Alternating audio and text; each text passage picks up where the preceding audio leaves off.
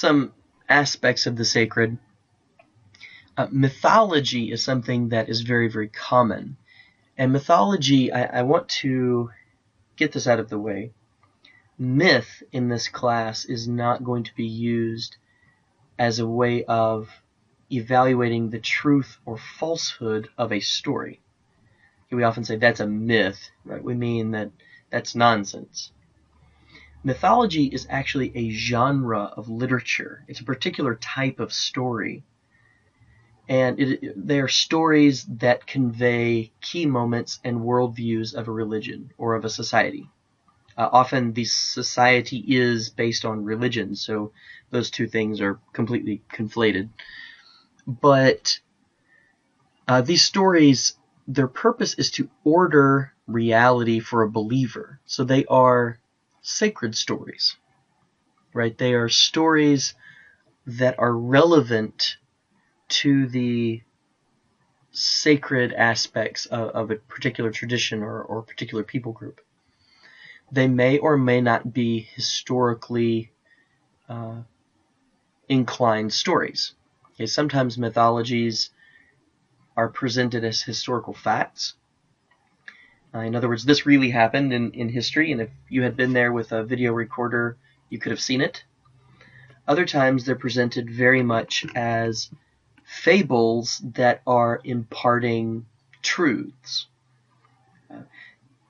This is something we're going to return to several times, this idea of the relationship between historicity and truth. We tend to feel that for something to be true, for a story to be true, it has to conform to an event that really happened in history, and even furthermore, it has to conform accurately to how that event took place. So we tend to view truth as what really happened, historically, factually. This is not always the idea of mythology. Sometimes mythology is written with very little concern with what really happened in history. But it is intended to provide a story that conveys an ultimate truth, something that is true regardless of place or time. It may use devices from history or characters from history, but that doesn't mean that the author necessarily intended that we should take it as a purely historicized, occurrence, like a journalistic reporting. It might be an event that is seen through the eyes of faith. It's interpreted through the lens of a kind of sacred mythology. A good example of this might be something like, it's not a religious story, but I think it falls in this domain. The story of the little boy who cried wolf. Most of you are familiar with this, I assume, where this boy keeps saying, he's a shepherd boy, right? So he's tending the sheep, and the basic role of the shepherd is to protect the sheep from wolves. Although wolves could be a danger to him too. This boy keeps saying, "Wolf, wolf," and the other shepherds would come, and he would laugh because, oh, there's no wolf, there's no wolf. He was kidding. And he does this a few times. Finally, he cries, "Wolf, wolf," and there is a wolf. And the people don't come because, he's been false about this several times, and he's playing another trick on us. So the wolves end up eating him and getting his sheep. So the moral of the story is, don't fake disaster or fake emergency, because when you really need help, people won't be there for you. You could even read maybe more deeply into that story that in a pastoral culture, you could even read into it that there are certain ways in which humor is not to be exercised, right? And when it comes to wolves, there's no joking. Wolves are serious business. There's a lot of different morals and points to the story, but what I usually would ask people is, okay, take the basis of that story, that we shouldn't fake emergencies, because eventually people will numb and stop helping us when there's a real emergency. Is that true? Now, notice in this story, nobody ever asks, who was the boy? Where did he really live? What kind of wolf was it? Could the wolf really have killed him? These kinds of concerns are, of course, not part of that fairy tale, because the story is outside of history, but it is nevertheless a truth. The only difference with sacred stories is the claim that they're kind of divine origin, right? That the story is not only true because people have found it to be true over time, but it is true because it is rooted in a divine or an ultimate reality.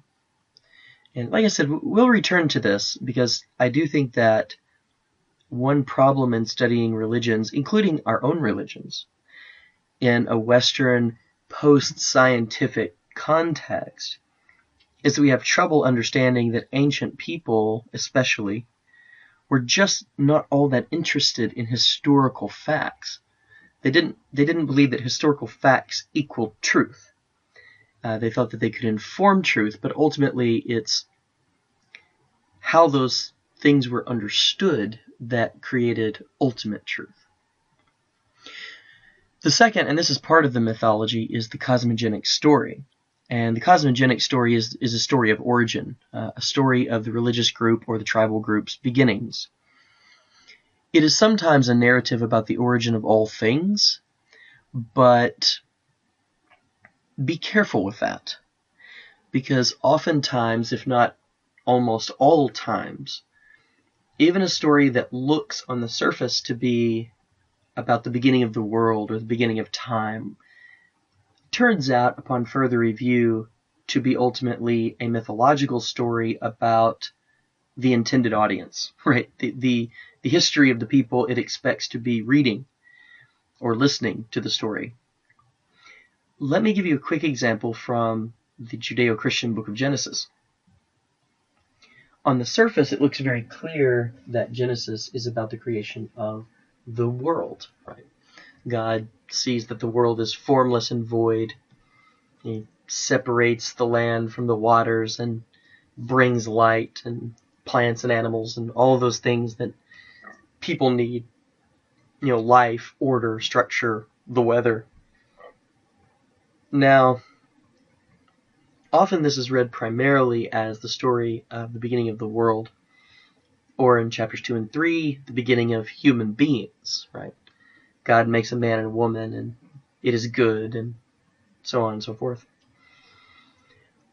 But before you jump too quickly to the conclusion that the book of Genesis is primarily about the creation of the world or the history of all human beings, read on just a little bit about the strange story of Cain and Abel. Now, in this book of Genesis, at this point in the story, there's only 4 people. Okay, Adam and Eve are the first 2, and they have 2 sons, Cain and Abel. It doesn't say they had lots of sons that they're not mentioning. It just says they had 2 sons, Cain and Abel. Cain kills Abel in a fit of jealousy, and God banishes him to the land of Nod, which means the land of wandering. Now, the interesting thing here is Cain's primary concern is that God has marked him, and he says, all of those people are, they might try to kill me. Well, and then God promises, no, I will mark you so that they know that you're not to be killed, but that you're to wander as punishment. Now, it's easy to gloss over the obvious point here that we had Adam and Eve. They had 2 sons, Cain and Abel. Cain killed Abel. He's banished to this other land where there's more people. Who are these people that he's worried about? Who might kill it? There's lots of sort of apologists who would say, well, obviously they had other sons and daughters, but they're just not part of the story. But Genesis does not make that clear. It seems as though perhaps we should consider an alternative, which is that the story of the human race that's being told in Genesis is primarily concerned with the history and origins of the Jewish people and the Hebrew tribe, right? If we view it that way, then it's not that important that there's other people, because those other people will not in the near future become important to the story of Genesis, right? What's important is what's happening within the tribal family or the tribal history. So even a story that starts off with sort of God ordering and creating the world and human beings quickly reveals itself to also have this other angle, which is that it is primarily concerned with this particular tribal history or this particular family. Now, I've already looked at the path of transformation. I don't want to beat that to death, but it's very common within the mythology that the path of transformation is made clear. Also, most sacred belief systems have rituals, and these are symbolic actions that recapitulate or represent now an aspect of the sacred. These are usually or always connected to the mythology. In other words, what they are bringing about is the power or the purpose of some event within the mythology, and they're symbolically bringing it into the present for the gathered people. I like this word represent because it can be broken down into a much more interesting re-present, to make present again. Okay, we say represent means a lot of things to a lot of people. In this case, I want you to actually look at the word as it breaks down into its constituent parts. Re, to do again. Present, so to present the same thing again. So in other words, whatever happened in this part of the sacred mythology, this action is going to make present once again for those who are performing this ritual action. A lot of you may have grown up taking, let's say, the Lord's Supper or communion at churches, or going through fasting seasons in Islam, or the Yom Kippur holidays for Jews, so on and so forth. There's all kinds of these ritual actions. But the idea is, whatever happened there in the mythology, we still want to participate in it just as strongly as it was the first time. So the sacred becomes real to us again through these ritual actions. What's interesting about ritual actions is that they don't just manifest in, per se, religious systems. There's lots of ritual behaviors in football. As I'm recording this, there's the NFL playoff games on, and there's all kinds of players not wearing long sleeves in cold weather because it's their good luck charm to wear short sleeves in cold weather. These kinds of beliefs are meant in some way, however silly they may be, to bring the power. Let's say maybe that player won their state championship game in high school and they forgot their long sleeves in cold weather. So now to them it's a ritual action, right? It's my good luck charm. I never wear long gear, or whatever it is. My mother has a ritual with her friends. They play bunco, and it's kind of a celebration of their sorority, right? They get together and play bunco all night.